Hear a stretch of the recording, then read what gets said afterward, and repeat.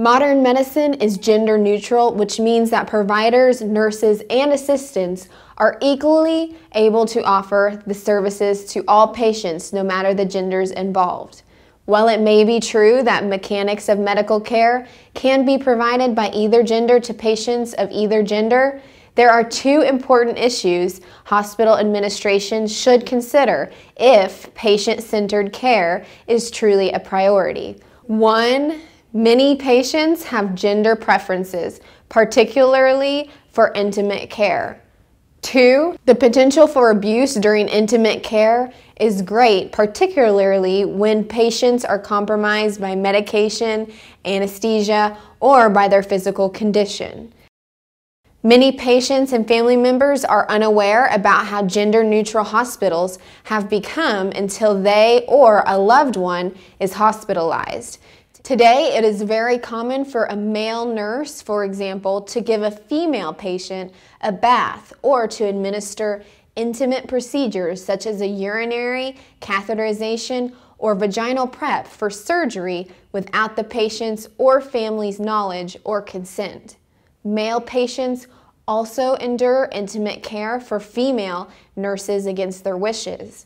It is hard for a patient or his or her family to object, especially if the patient is in critical condition. Here's an example. One husband in New York did not feel he could speak up at first when some male nurses and techs helped to undress and bathe his wife, who had endocarditis, a life-threatening heart valve infection that almost killed her.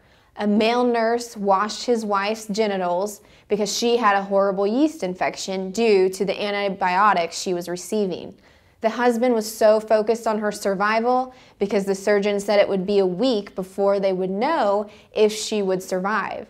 It's sad about how patients who are on the verge of possibly death have to worry about abuse and modesty violations. Many women and their husbands assume that a female patient will always have a female nurse or nursing assistant to help with dressing or bathing when necessary. This was the case decades ago, but things have changed today, with modern medicine becoming increasingly gender neutral. Some labor and delivery and gynecology departments at hospitals have a policy prohibiting male nurses. This is very wise because many women would be very upset about having male nurses involved in their care.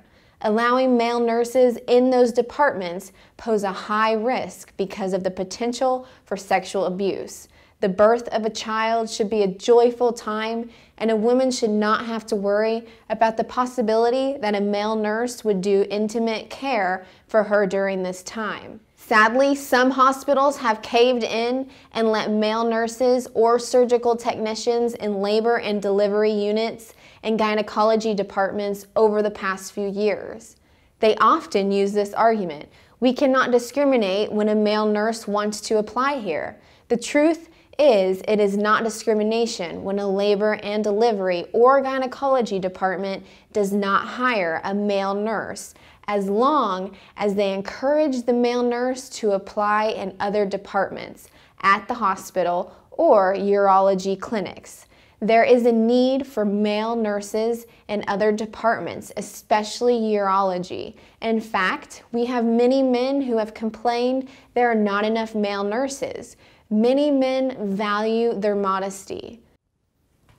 Bona fide occupational qualifications allow employers to hire individuals based on their age, sex, race, national origin, or religion if these specific qualifications are considered essential to the job or considered vital to the business operation. Bona fide occupational qualification can be utilized to keep from hiring male nurses in labor and delivery and gynecology, where female patients' private parts would be exposed due to the bodily privacy issues and potential sexual abuse. The same can be used for urology practices that need more male nurses for male patients. Think of another case in a non-medical setting where BFOQ can be applied. A clothing store will not hire male bra fitters. They are protected by BFOQ because Many women are not comfortable with male bra fitters due to modesty concerns. A man would have a case if the store decided to not hire him to be a cashier or manager because bodily privacy is not involved. Here are a few examples of male nurses or nursing assistants abusing women.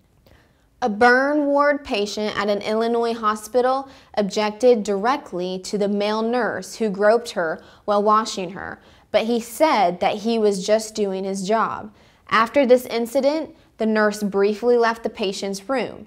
He returned a short time later, climbed on top of her, and assaulted the patient by having a non-consensual sex with her. She was in a vulnerable position because she had a difficult recovery.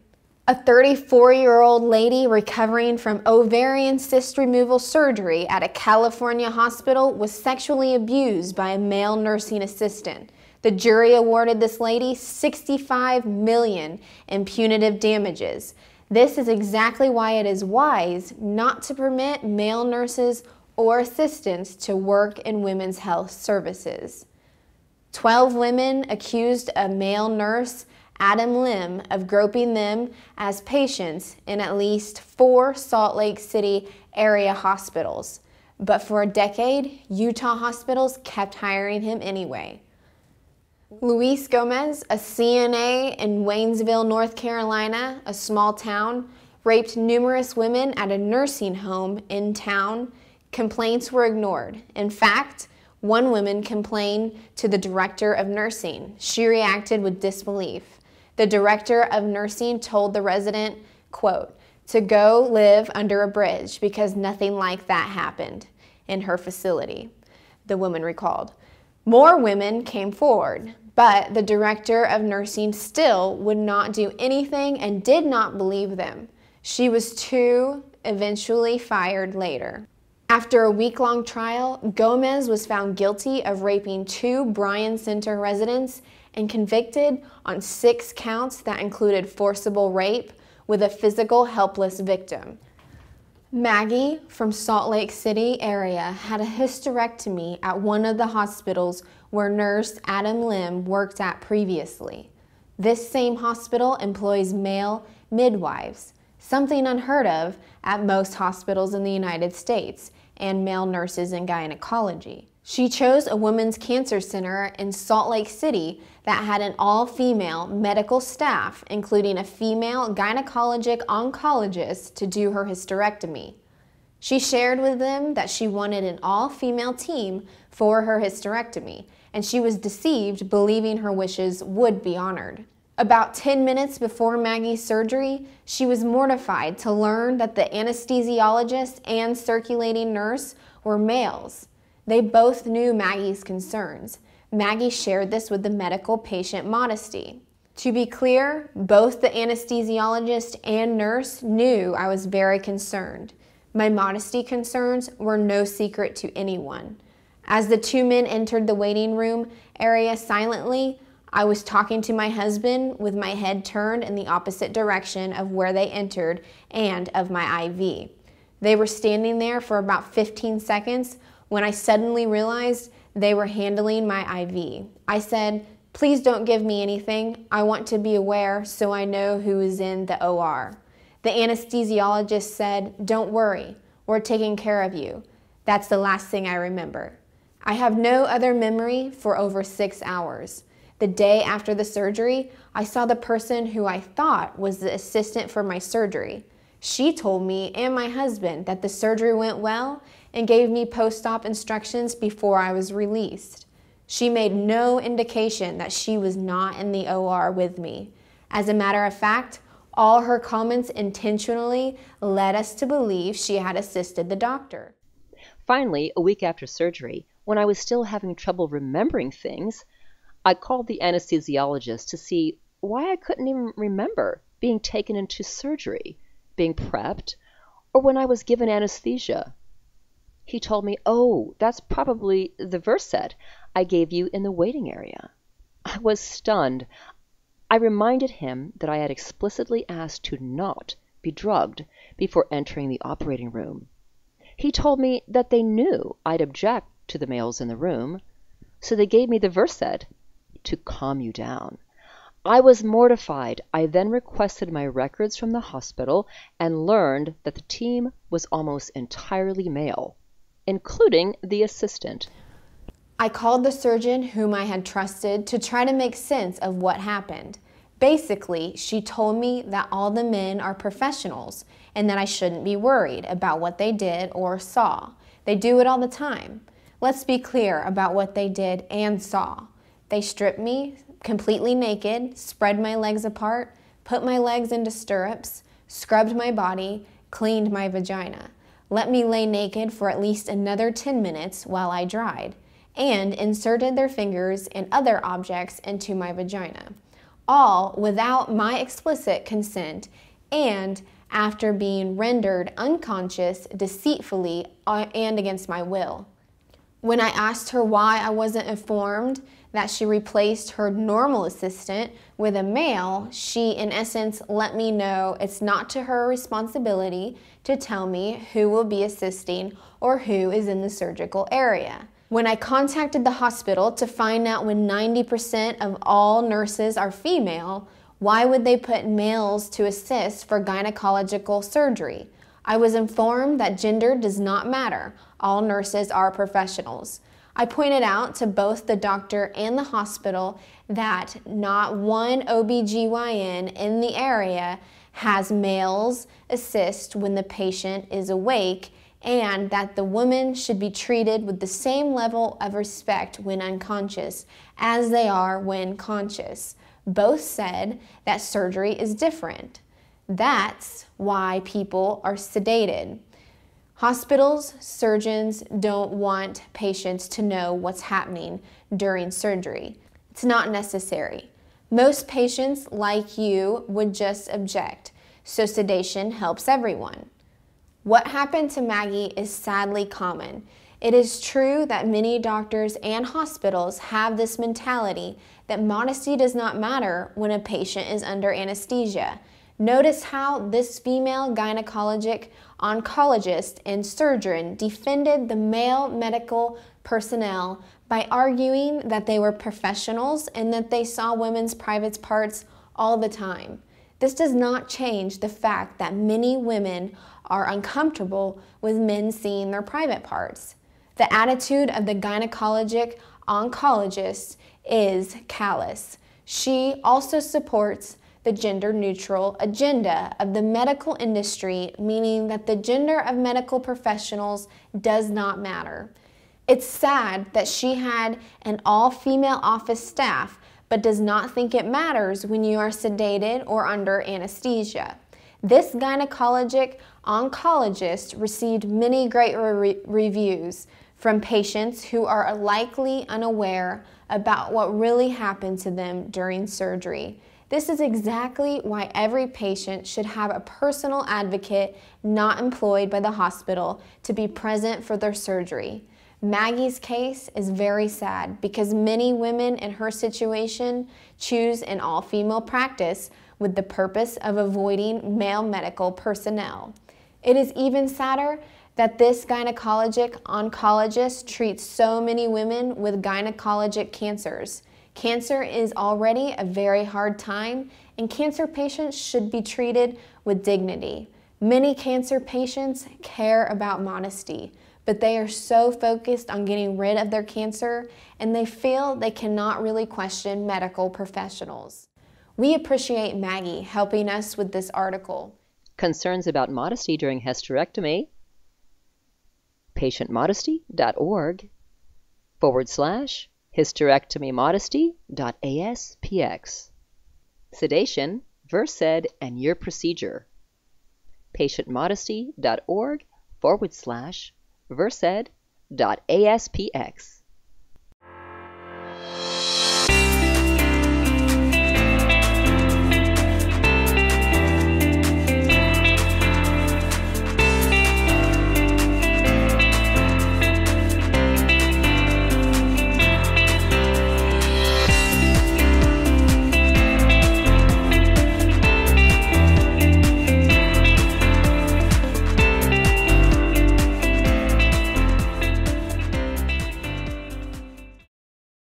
She wanted to help to educate other patients so they would not have to endure what she went through. Fortunately, one husband saw the hysterectomy article and was able to take steps to ensure that his wife's wishes for modesty and all-female team for hysterectomy in Minnesota were honored. He was even able to be present for the surgery. Maggie reveals the truth about all what happens to women as they are being prepped for hysterectomy and during hysterectomy in the article. Concerns about modesty during hysterectomy. Some women may assume that they won't be that exposed for an abdominal hysterectomy, but the truth is abdominal hysterectomy patients are also put in stirrups like they are having a pelvic exam. In many cases, especially at a teaching hospital, some medical students will take turns doing a pelvic exam on you under anesthesia, mainly for learning purposes. Some medical students even do pelvic exams on gynecological surgery patients without their consent. Your gown will then be removed or pulled up to allow access to your abdomen and genitals. Your vagina and rectum will be prepped and cleaned inside and out.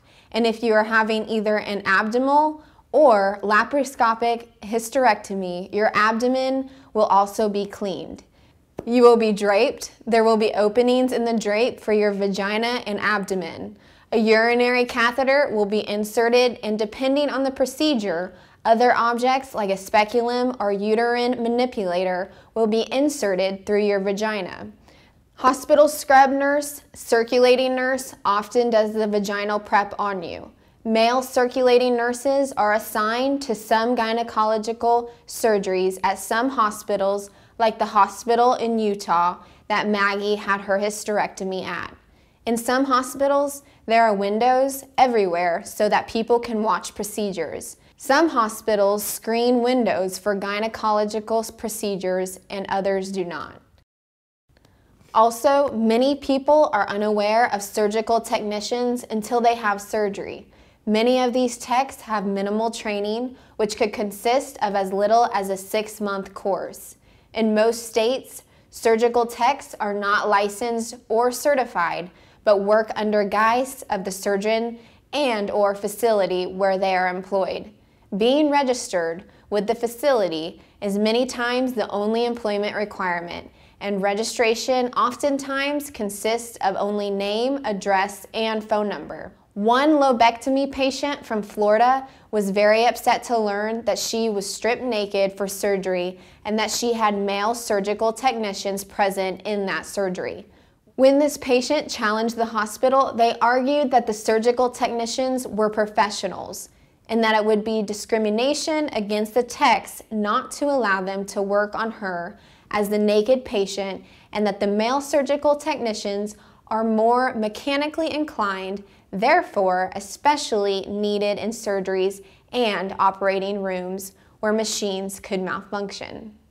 A professor who teaches a surgical technician curriculum at Florida College spearheaded a campaign to establish legislation which recognizes and certifies surgical techs that complete rigorous coursework. The group fought for more than 8 years, but was unsuccessful. Mandatory certification was not approved. Nationwide, even today, surgery techs are the least known, and many the least educated personnel in the operating room. Oftentimes are minimally paid, yet perform intimate procedures such as shaving, prepping, catheterization, and suturing. Departments such as cardiac heart unit, ICU, general surgery, orthopedic surgery, and psychiatric that serve both female and male patients should hire nurses of both genders. Accommodating patients with the same gender nurses should be a hospital's priority because of modesty preferences. For intimate procedures, many nurses departments assign nurses to patients without considering gender and without the patient's or family's consent. Many male patients feel very strongly against having a female nurse for intimate male procedures. And for that reason, Hospitals should work hard to accommodate men's wishes for modesty by having enough male nurses available. Many men are less likely than women to speak up about how they feel about their modesty, because men usually do not like to communicate their feelings about personal matters. Oftentimes, men actually avoid medical treatments due to concerns about their modesty. Because of their limited numbers, male nurses and technicians are often simply not available to do intimate male procedures, such as urinary catheterizations and scrotal ultrasounds. Also, getting an all-male surgical team for intimate male surgeries, such as a vasectomy, prostatectomy, hernia repair, and etc., is difficult to schedule at many hospitals. Scheduling an all-female surgery team for a female patient's procedure is more accessible because most hospitals employ a limited number of male nurses working in gynecology. Many men actually prefer that their wives give them a bath in the hospital, and medical professionals should respect their wishes and allow wives to bathe their husbands in privacy. In the 1970s and before that era, men had intimate procedures such as urinary catheterizations done by male doctors or orderlies in the hospital. The gender neutrality of the medical industry changed this, and it is pretty common for female nurses and CNAs to do intimate procedures on male patients today. There are some very callous female nurses who mock male patients who are modest. Also, there have been numerous female nurses who have made derogatory comments about genitals of male patients, especially those under anesthesia. Also, some female nurses have put up jokes on their Facebook pages that they have seen more private parts than prostitutes. Here's one example of a female nurse who violated male patients. Kristin Johnson, a former nurse in upstate New York, in 2016 turned over her nursing license after being convicted of photographing several naked and anesthetized male patients' genitals and texting pictures. Some nursing homes have become gender neutral in their nursing assignments. Male CNAs even help with bathing women, taking them to the bathroom. Also, some home health agencies send male CNAs to bathe elderly women. Medical Patient Modesty received this email from an anesthesiologist in South Florida in 2016, upset about his mom being bathed by a male aide at a nursing home occasionally. I am a physician in South Florida. I have my mother in a nursing home and have recently discovered that she is being bathed by a male aide on occasion. She is uncomfortable with this. I know that in a hospital setting, this would be unheard of and extremely inappropriate. I have spoken to the director who told me that he will reassign to make sure that my mother will have a female aide, but stated that he does not have any policy language about this issue and will continue the practice with other residents. I want your opinion. Is it considered standard of care to allow this gender-neutral approach to intimate activities like cleaning genitalia? Sadly, this doctor was unaware about how nursing homes and hospitals had become gender-neutral in the past 10 years. This would have been unheard of 20 to 30 years ago. Many people are also unaware until their loved one has been hospitalized or put in a nursing home.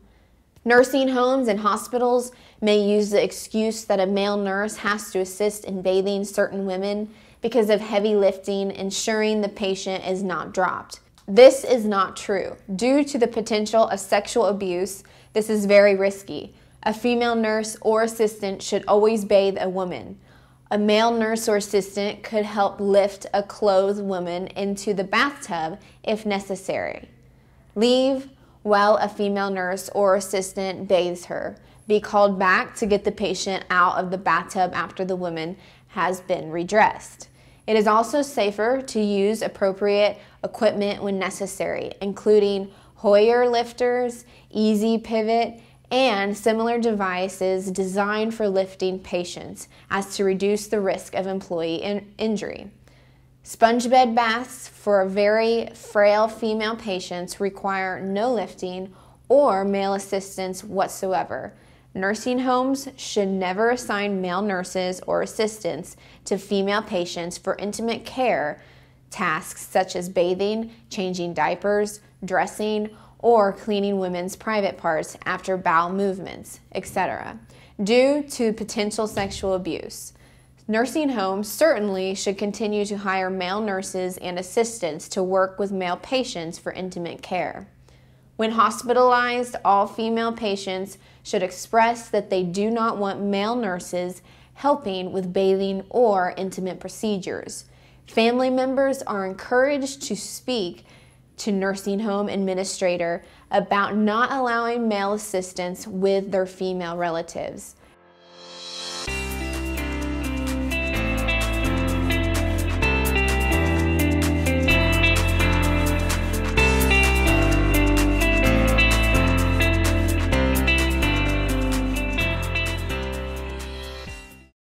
Everyone is encouraged to check out personal care garments that help to protect your modesty during assisted bathing and toileting through Dignity Resource Council. Their website is www.dignityrc.org. We are going to show a short video about those personal care garments by Dignity Resource Council now. Hi, I'm Robin Leonard, Executive Director of Dignity Resource Council, a nonprofit organization that provides awareness of the need for dignity preservation during assisted bathing and other personal care. As a former caregiver, I know firsthand the challenge you can face when assisting a loved one, especially with bathing. When I first cared for my mom, I worried about how I could protect her dignity, dreading the day she would be helped with bathing and other personal hygiene needs.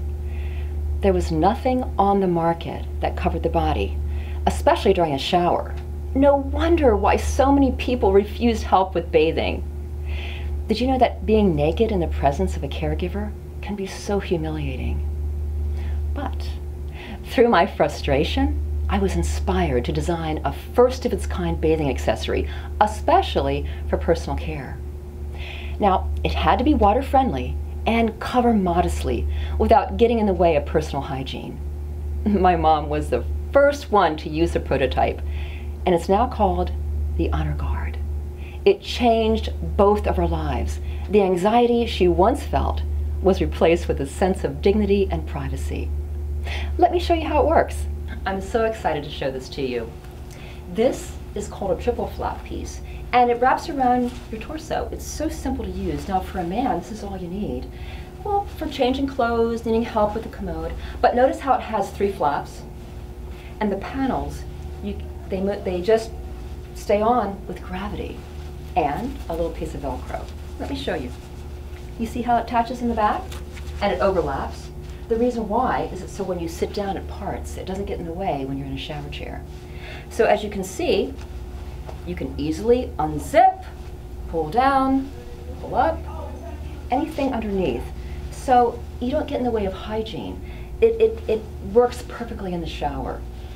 Now, as you're washing, say for example, for a woman, we have this piece, which is called the chest shield. And it's the same type of fabric. We have the mesh. In fact, it's like what surfers wear. It's that, it's sort of like the water-resistant material where it beads up. And the mesh makes it nice because you don't get that wet t-shirt look, if you know what I mean. So watch how easy. This too is held on with gravity and Velcro. Now we do add some Velcro here because in case, you know, maybe the posture might be a little bad, it won't open and expose. But underneath, you can wash, whether it be with the help of a caregiver or yourself. I like it. In fact, I took this to summer camp one year when I had a lot of girls, and they loved it. They can get dressed and undressed into their swimsuits or their PJs and didn't have to worry when it came to showers. I'm covered. I loved it. But anyway, as you're washing, you can see the water runs off, and it's time to get out of the shower. So what do? You dry off. But I want to remind you, always cover, then remove. So before we remove this piece, we want to cover it. And we have a matching piece in terry cloth. So simple. Remember I said cover, then remove? So we're going to cover, then remove.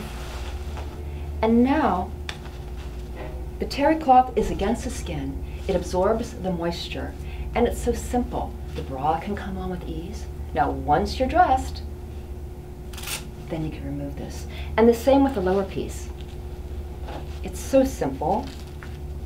And you can see we don't need panels or flaps here, just one solid piece. So just wrap around and then pull underneath.